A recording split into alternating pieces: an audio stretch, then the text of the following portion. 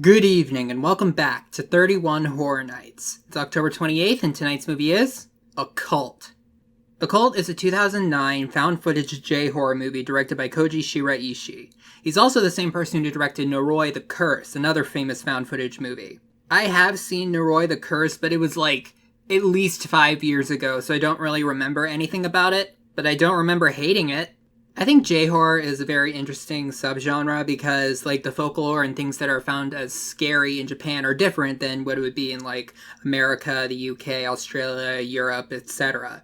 And sometimes it can be really good. Ju-On the Grudge was one of the best movies from Horror Nights 2018. I've also seen some really good horror anime, like The Promised Neverland or When the Cicadas Cry.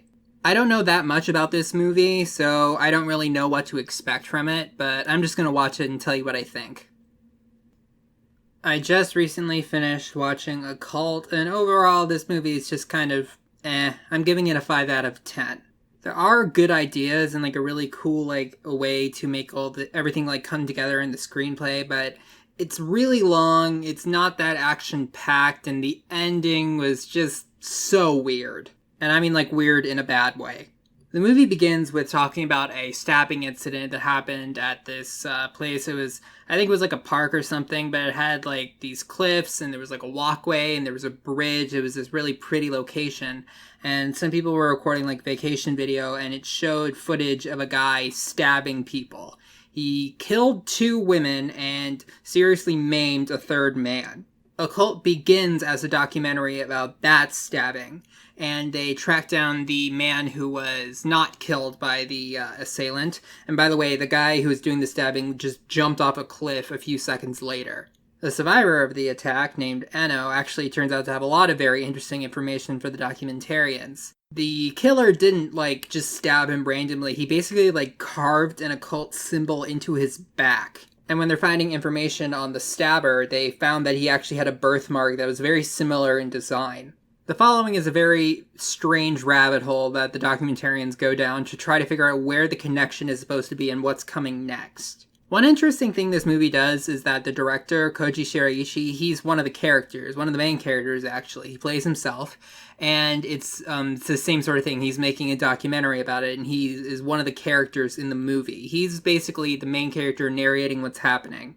One thing I did like about this movie, and I feel like happened also in Noroi the Curse, was the way that like there are like little things that like lead you from one thing to another, and little things that call back to earlier parts of the movie. It really feels like there's some like supernatural force pulling the characters along from location to location. A lot of this movie focuses on Eno, the survivor. A majority of the documentary is about what he's up to. And ever since the incident, he's been like seeing weird visions. He calls them miracles, but they're little supernatural things that happen apparently every day. One problem is that Eno is not a likable character in the slightest. He's lazy, he's rude, he seems full of himself, self-important, that type of stuff, and I don't think that we as the audience are supposed to like his character, but that doesn't change the fact that we're following a bad character for this entire movie.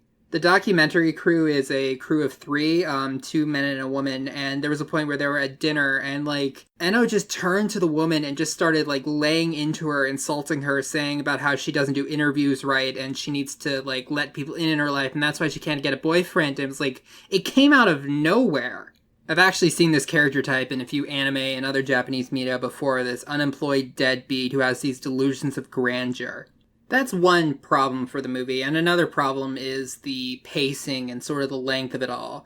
Unlike As Above, So Below, which could have been longer, this one really could have been a lot shorter. Like, this is almost 2 hours long, and it feels like it could have been compressed to 90 minutes just fine. There are a lot of scenes of the characters just walking around, going from place to place. There's not even really anything happening. There is a nice mystery to this movie, and you want to find out what's really going on, but on the way there are a lot of things that aren't that enjoyable. Once again, I don't really remember much about Noroi the Curse, but I think I remember it being better than this. So if you want to, like, watch a J-horror found footage movie, I think I would recommend that over this movie. I wasn't really a huge fan of Occult. Okay, now I want to talk about a few spoilers. One thing that I already told you, like the way that like there are like little like breadcrumbs that lead the characters from one place to another. It eventually leads them up to like the top of this mountain with like a rock formation, and they go into this little cave and they see this tablet that has a bunch of symbols carved into it, and both of the symbols that were on the Stabber and Enno's body, they have a part of it that looks like one eyeball but on its side, and the tablet has both of them together, and those two little symbols, they are the eyes. Apparently this is part of like marks from some god that is trying to like make these two people do things in order for like, I don't know, but like they're marked and they have to do it or else bad things are going to happen, or at least that's the implication. With the Stabber, it was stabbing a bunch of people, but with Enno, it's way worse. It's suicide bombing in a crowded, like, walkway area. And what's worse is that he roped Shiraishi into it because Shiraishi got marked too. And when he tries to like back away and leave, there are actually some very good like effects in this movie. A lot of times when Enno is walking around, there'll be these shapes in the sky, and there was one that looks like almost like a sea urchin or like an anemone or something, but it was black and it was in the sky.